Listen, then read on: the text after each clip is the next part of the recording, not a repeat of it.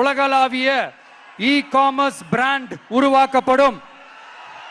மேலும் முக்கிய நகரங்களில் வெற்றி தறி விற்பனை நிலையங்கள் ஷோரூம்ஸ் அமைக்கப்படும். இரண்டாவது, நிலையற்ற நூல் விலை மற்றும் மின்சார நெருக்கடி சுமையை பகிர்ந்து கொள்ள கைத்தறி மற்றும் விசைத்தறி வைத்திருக்கும் ஒவ்வொரு நெசவாளர் குடும்பத்திற்கும் ஆண்டுக்கு 30,000 ரூபாய் வங்கி மூலம் நேரடியாக நமது டிவிக்கு அரசு வழங்கும்.